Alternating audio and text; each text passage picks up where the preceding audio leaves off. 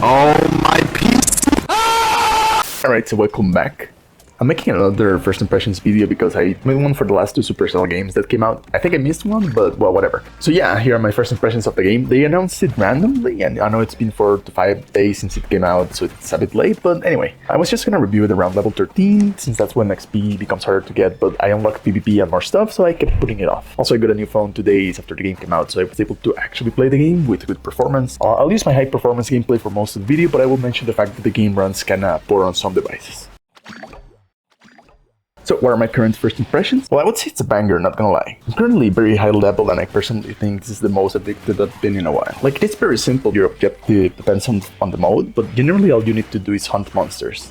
In the open map game mode, this is literally the only objective aside from other side things and random events. The raid game mode is a simple one where you and 3 players go through a semi-linear level to defeat a boss or other objectives, depends on the level. And the PvP game mode is what I think Squad Busters should have been. But yeah, gameplay is very simple, there's no aiming. To attack, all you have to do is hold down the button. So aside from pressing your gadgets at certain points, there's not that much complexity. Some may think that's bad, but personally I think it's good, mostly because with such simple controls they can easily put this on PC without there being much of a problem. Unrelated, but PopCap, I know you don't really care about PPC heroes anymore, but please port this to this platform so I can uninstall BlueStacks, please. Anyways, time to go into the positives and negatives, and after that I will put in a tier list all of the equipment I have, because why not? So the music is quite a vibe, it even changes depending on what's happening, which I enjoy a lot.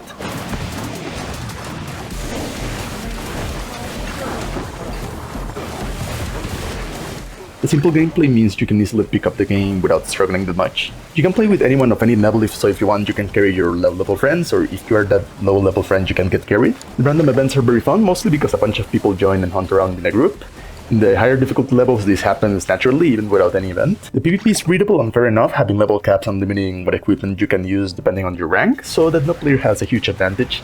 And again, I think this is what Squad Buster should have been, because the readability in that game was my main issue. I haven't played it since, but I'm not gonna. The game is entirely free to play, with the only things you can purchase being cosmetics so far. Hopefully they don't change that, but we'll see. The game has projects which are basically masteries for your weapons and equipment, and doing other objectives in every single one of the maps and raid maps. And despite the simplicity, the game does get kinda hard in some of the later levels, and you have to actually change your equipment to best adapt to the levels, enemies, or the boss's mechanics. The performance on lower end devices is dreadful, but that's not unexpected considering the amount of stuff that it's on the screen.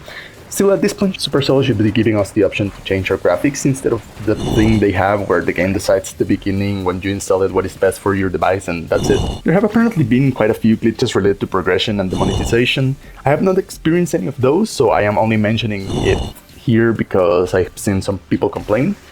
By the way, this is the biggest glitch I've personally had.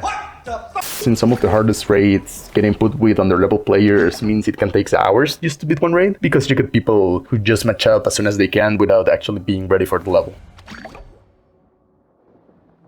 Some of the projects are absurd. For example, the invisibility item requires you to deal damage, and I don't know why it's not something like avoid or prevent X amount of damage instead. I've probably forgotten some positives and negatives, but those are the ones that come to mind first, so let me just do a tier list and we can finish the video.